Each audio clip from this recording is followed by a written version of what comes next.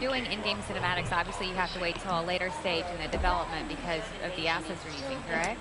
That's correct, but like I said, it's a much quicker turnaround time. The pre-rendered cinematics, where we have to get with the game team very early on and establish what the story will be and lock that part of the story in. The in-game cinematics have allowed us to be a little bit more flexible with the game team. So if they want to change their story a little bit later in the development, then we can react to that. With the pre-rendered, we really can't do that as much. Just to give an idea of the size difference, or time difference, like how long would a 30-second in-game spot take for your team to build versus something like the Cataclysm trailer we just saw? Okay, the Cataclysm trailer takes about a year. And it's hard to say really, but it takes a year. But when we start out the project, there's just a couple people on it, and then it grows and grows and grows. The in-game stuff, in a really tight, like for instance the Demon Hunter one that we just showed, I think that took about 8 weeks total or something like that. So it's a lot faster, a lot quicker turnaround time. Now, how early do you guys get involved in the development of a game? Something like the next-gen MMO. Are you guys already sort of working or concepting with the team on that, or do you let them sort of finalize what the game is going to be, and then you sort of step in? Yeah, we like to get in as early as we can. We are already working with them on that, more just on story ideas and character concepts and stuff like that, not so much on trying to lock in story or anything like that at this point. Well, I know, Kat, we were talking about this yesterday, how it's interesting the cinematics team actually gets involved in designing some of the characters for some of these games, because you're doing such high resolution models for something like Deathwing. I mean, you guys are really involved in sometimes the creation of the look and feel of the characters, right? Yeah, at times. If it's something that we need right away and the game team hasn't addressed it yet, we'll approach them and ask them if it's okay if we design it, in conjunction with their art director, obviously. Right. But yeah, and then we'll just ping ideas back and forth between the teams and eventually come to a conclusion. It's pretty fun when we get to develop one of the characters, it's rewarding for us. I think Deathwing was a great example of that, right? Where your team was kind of on the forefront of what the look and feel and the body sculpture was going to be. Sure, and it's all based on early concepts that Chris Metzen did a long time ago, but there weren't that many drawings of him, so we took those few drawings that there were and we really elaborated on it, and again worked really closely with the art director of the team, but just make sure it all fit their idea, and then we got to create it. It was fun. Now, your cinematics, are always cutting edge. The fans love them. I was just looking on YouTube this morning, and like the Cataclysm cinematic is up to like 5 million views or something like that already. The fans love this stuff. How do you think cinematics are going to change in the next 3 to 5 years? Because you're always on the leading edge. I mean, they're looking as good as, movie special effects. What's going to be the next revolution? What are you guys looking forward to from a technology perspective? I think you will see more and more real-time stuff. Like, real-time cards are getting more and more powerful, so you'll probably see that. You'll probably see an integration at some point where, effects houses that do pre-render everything will still use the real-time to at least, you're already seeing it, to at least previs and stuff like that. You'll probably see it move more into lighting and stuff like that and effects. And then eventually, if they just get powerful enough, it may just be that people don't pre-render anymore, but, that's probably way down the road. So. Wow, yeah. No, the stuff you guys do is so amazing. As you said, to take a year to build something like the Cataclysm cinematic, how much does that change over the year? Because I'm sure it's so expensive and so time-consuming to build these cinematics. Do you have to have really a locked kind of animatic or storyboard before you can begin? Sure. Yeah, we spend a lot of time in the previous portion of development by we storyboard everything out, get with the team, iterate over and over until they have something that they know they like, and then we're pretty much locked at that point. We take it into 3D previs, see if it's possible in 3D, and then from there we just stick to that game plan, unless something goes horribly wrong, right? And then we have to readdress it. But usually it doesn't. Usually we're pretty good from then on. With the length of time and the amount of people and the large size of your team, Blizzard is making a huge financial investment in something that a lot of game development teams consider an afterthought. Sure. So is this Blizzard saying that this is a primary way that we are going to address storytelling moving forward? I believe so, yeah. We use our cinematics for a lot of advertising and, graphics and stuff like that. So, I don't know. It's just always been a part of the Blizzard package to tell this story through this medium. And, we're very grateful that we can do it because it's, it's like a dream job. So, and, it's great to make all the stuff for the fans. So, we hope to keep going that way. Do most of your game, sorry, real quick, but do most of your game developers come out of the movie industry or out of the game development industry? Not game developers, most of your animators. Right. So, it's a mix. Some students, some film industry. Not so many game developers.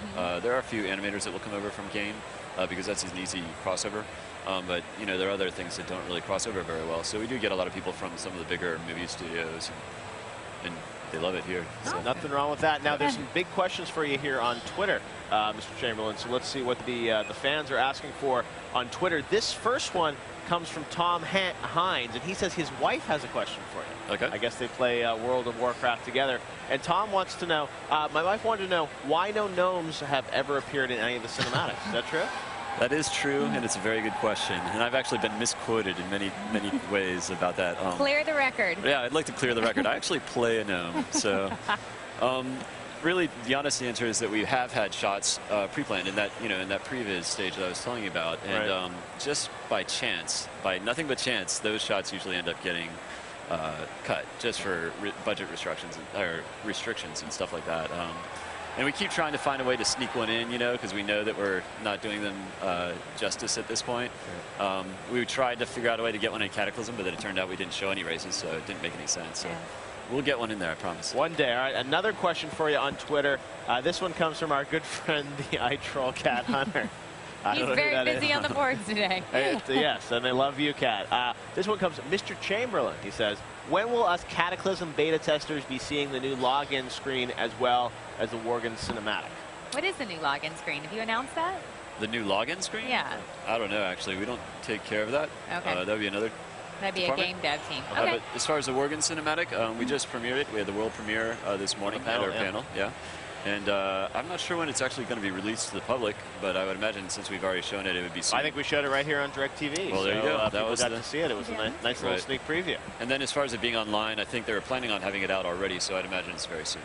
Excellent. I have a question, actually, I pulled off Twitter before I shut my laptop, and it was, I think, really good. It says, is there any plans to involve custom characters in in-game cutscenes in World of Warcraft? That's a very good question. It's something that we've contemplated a bit. Right now, it doesn't. The tool set doesn't really allow us to do that, but who knows, maybe in the future we could do that. And it's something we talk about in all the games, like in a game like Diablo, obviously the players would love to see their character in the cinematic, so we're hoping that as we develop this in-game pipeline that we might be able to do stuff like that in the future. Excellent. All right, well, thank you very much, Jeff. Congratulations on all those amazing cinematics that you guys continue to do. The movie one day, maybe, we hope. Hope so. All right, well, now we're going to head on out into the field because Kim Pham Bunny is hanging out with Kevin from the Diablo 3 team, and she's got some inside scoop on that game for you guys. Kim, take it away. Thanks, guys. I'm now joined by the lead content designer of Diablo 3, Kevin Martins. Hi, Kevin. Hey, I'm happy to be here. So as the lead content designer, you're pretty much covering the lore, the story, the levels, pretty much the world of Diablo 3. That's right. So can you kind of tell us what has changed in the world of Diablo? We have a lot of new areas to show you. We're showing some of them today on the show floor. In the demo, people get to play the Halls of Agony. This is an evil torture dungeon that Mad King Leoric kept for his subjects beneath this thing, and you get to find out the mystery of this dungeon and find out what happened to Leoric's family. It's a very interesting story. We also have a lot of opt-in storytelling and action storytelling techniques that we're showing off today, and these are stories and quests that you can play without slowing down, without stopping, with people talking to you as you run. So you match that blistering pace of Diablo gameplay with some very cool story stuff without having to read a lot of stuff.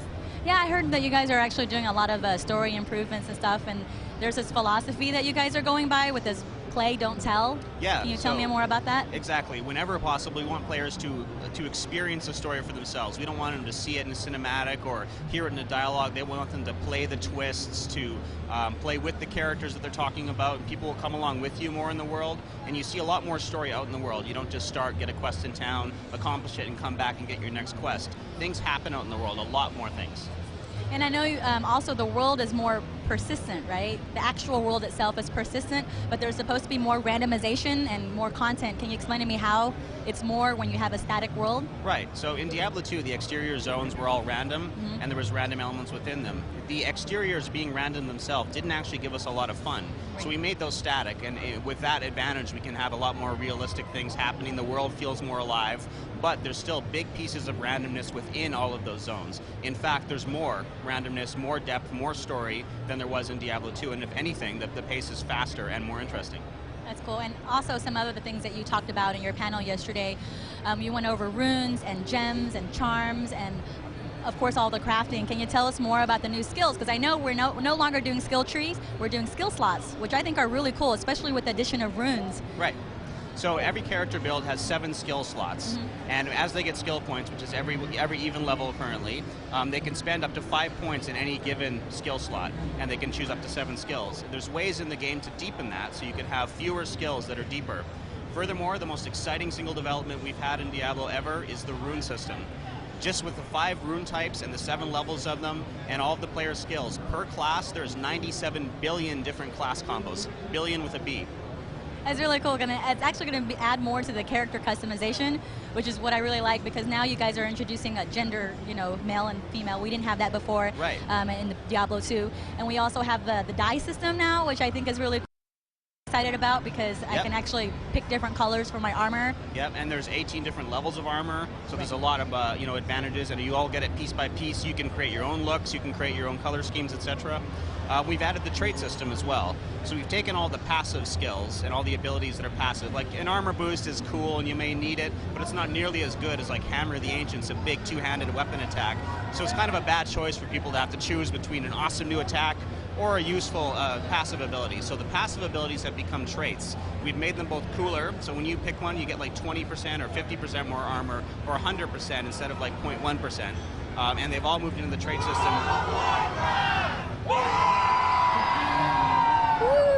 Everything's moved into the trait system. I want to cheer Diablo 3 instead, but I don't think we're going to be as loud as those people back there. Yeah, so you can spend trait points on those. You don't have to choose to spend your skill points on the passives. That's really cool. Kevin, thank you so much for taking the time with us. It was really nice having you here and having you explain a little bit more about Diablo 3.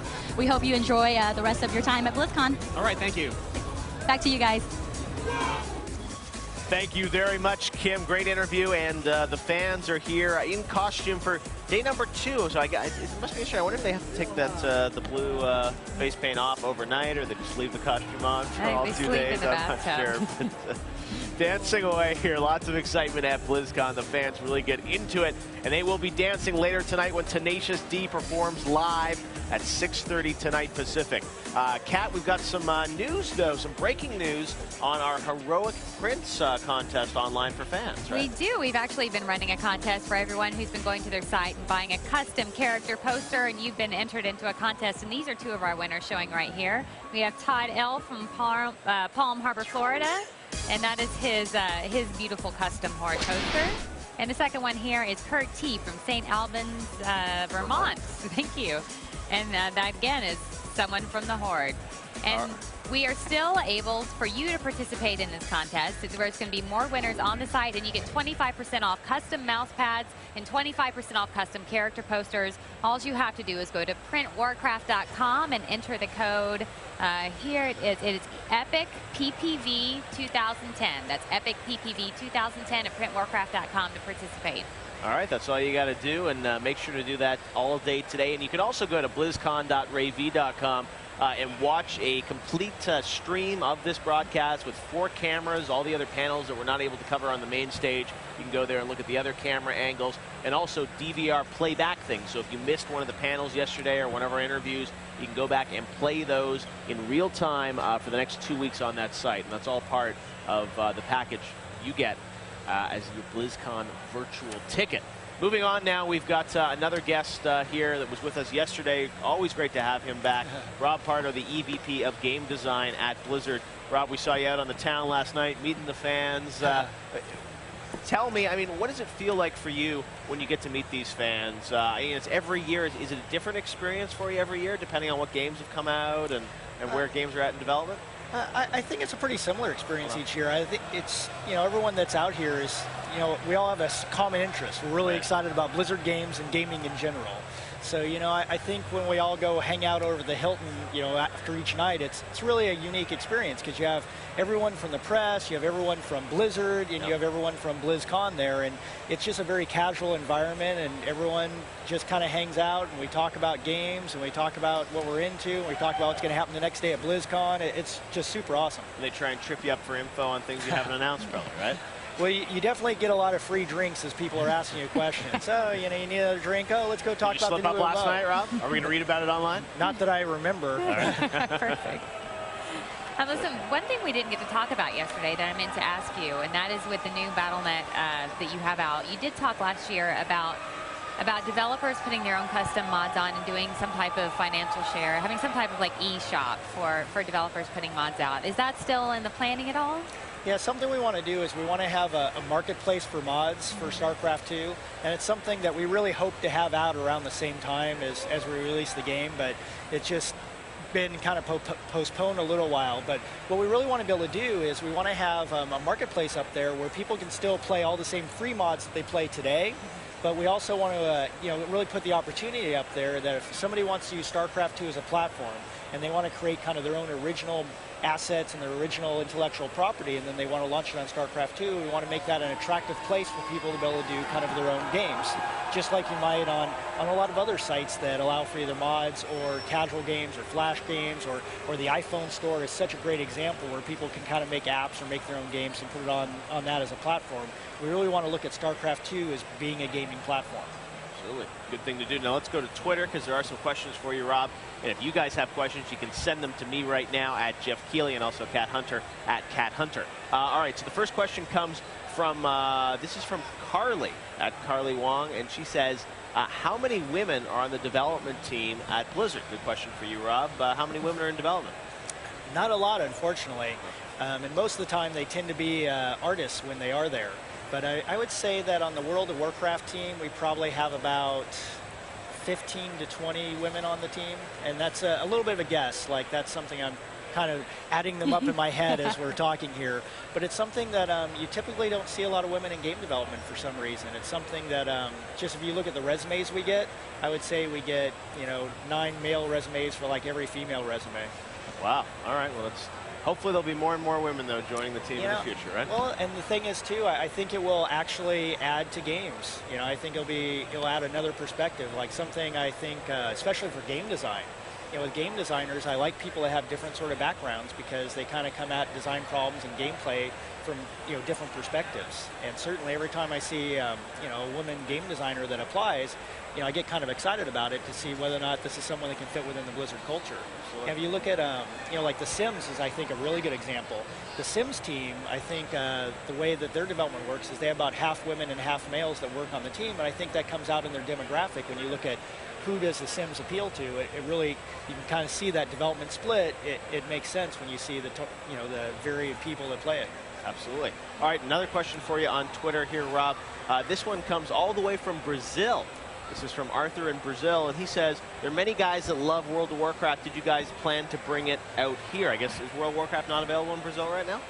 I don't think it's available exclusively in Brazil, but it is something that we're working towards. We recently just launched in Latin America, so we're kind of working our way down there, and I know Brazil's on the list. I actually had a question from Star Mike off of Twitter earlier, and he wanted you to, this is something you had mentioned earlier, talking about social gaming, a question Jeff asked you, but that is the new, the new movement in gaming, obviously, is this idea of social gaming. And does Blizzard consider this a threat? Is Blizzard doing anything to try to plan to work with what's going on now in the gaming community? Well, certainly don't consider it a threat. I mean, I think what you always see with gaming is there'll always be new platforms that allow for new types of games that you hadn't seen before.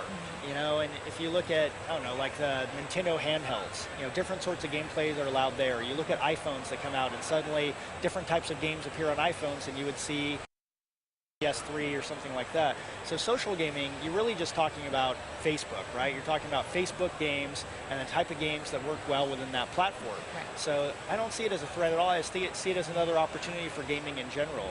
It's something that, I don't know if it's something at Blizzard that we would be looking at anytime soon, other than, we want to extend our apps and, make sure that people in World of Warcraft have the ability to kind of engage with the property through Facebook, but actually like full-blown casual games, I think that's something we'll probably leave to other companies. All right. Got another question for you on Twitter, Rob. This one comes from Cat Dancer.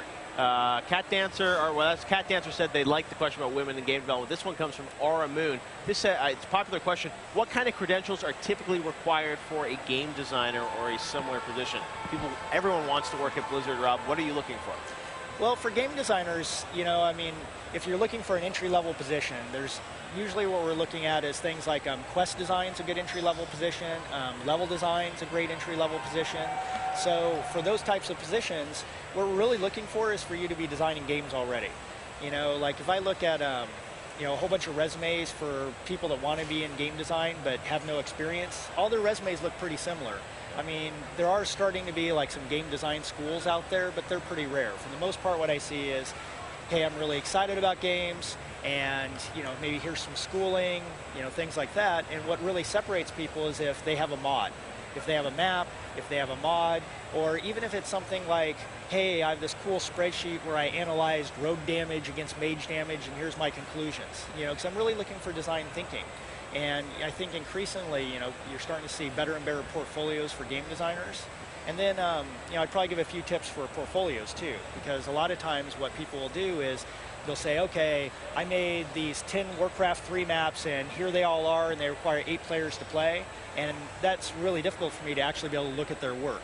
Yep. So the other thing, you know, submit just your very best work, like about one to three things that you feel like are the best things you've done in the areas of game design, you know, on your own.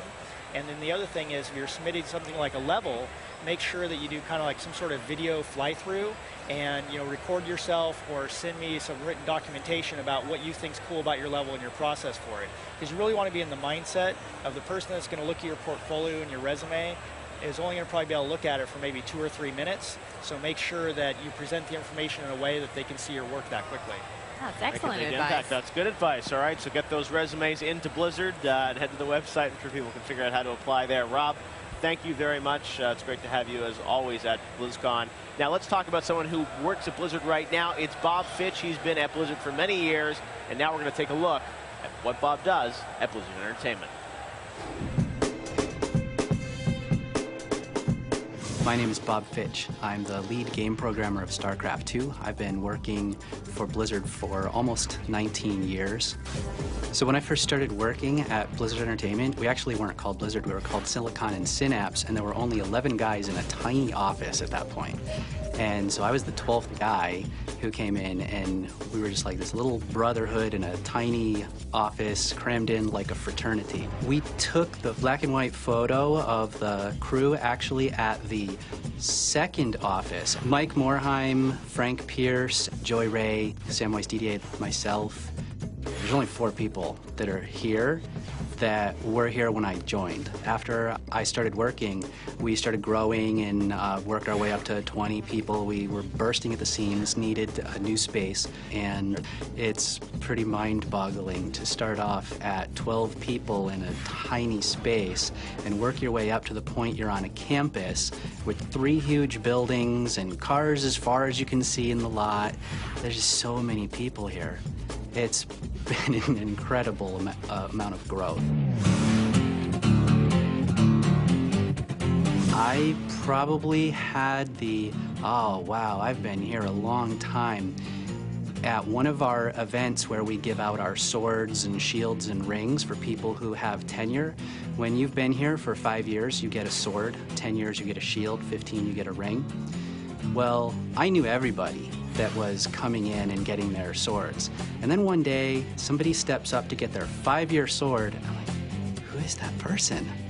I didn't know his name. And then it's like, well, okay, maybe I'll have to reduce my restriction for how well I know people to. If they're getting their shield, I should certainly know their name. It's 10 years worth. But yeah, as soon as there were people getting swords that I didn't know their name, I knew we were really big. I definitely remember the first Warcraft Orcs and Humans game I ever played. There might be a little bit of a controversy because when the other programmer and I finished implementing the code, we set up the serial cable so that we could play and actually had the very first game. But the president of the company at the time, he wanted the credit for having the first game, so he played the second game. That game didn't actually desync, so that one sort of counted, as it were. Our game kind of didn't count because it desynced, and we each had a victory. But, so if you talk to him, he'll say, oh, I had the first Warcraft game. And if you talk to me, I say, no, I had the first Warcraft game because we tested it. Most of my fondest memories are from earlier. And as we go on, it's like, well, here we are having another celebration. When we had our very first celebration for anything, it was 10 guys opening 1 bottle of champagne. Now when we have celebrations, we have a courtyard full of people that you can't see from one side to the other. We had our 5 and 15-year anniversary where I'm standing up on a podium giving a speech. People couldn't hear me in the back. There were so many people. Again, I don't know everybody here, and yet there's that family feeling. Then the champagne comes out, and now it's not 1 bottle of champagne, it's 100. No, 200. No, 500 bottles. It's just astounding how big we've become. Let's look at the slice of the Blizzard life with Bob Fitch, who's been there literally since the beginning. Amazing. And it's amazing. I mean, Blizzard is a company where so many employees just stay for so many years. They don't leave. There's nowhere better to go, right? I guess. I mean, they do not leave. They stay there forever. Yeah. Like, there's employees that have been there 2 and 3 years, which in most game development companies is a long time. Yeah. But there, you're just considered a newbie. Wow. Yeah. No. And you know, he mentioned that piece. You get the sword and the ring, and all those items. And I guess now they're going to have to come up with something for 20 years. Because that'll be coming up with that. the 20-year anniversary is coming up next year, I think, for Blizzard. They right? are. And actually, they had something really interesting happen this year because they do give the 5-year swords out. And if you think about what happened 5 years ago at Blizzard, that was when they really started staffing up for World of Warcraft. Because when they launched WoW, they didn't know how big it was going to be. So they had to buy a lot of swords? Is what you're so saying? right now is where we're having like this huge amount of swords that Blizzard's giving out. It's really interesting to see, the small year before and then how many we have now. Well, it's a great place to work, and everyone here, I think, as we mentioned to Rob, everyone wants to work at Blizzard, and that's the thing that a lot of these fans who play the games, and it's interesting to see even at night with these fans, they really start talking to Rob and say, hey, how can I get a job at Blizzard? And the great thing is they're hiring. There are more games being built. They're definitely hiring, and that was excellent advice that Rob gave. I hope someone video captures that and posts that somewhere because that was excellent advice. Absolutely. All right. Well, we'll have to wait and see what happens in the future with Blizzard. As Rob mentioned yesterday, I think it broke a little bit of news when he said that the next MMO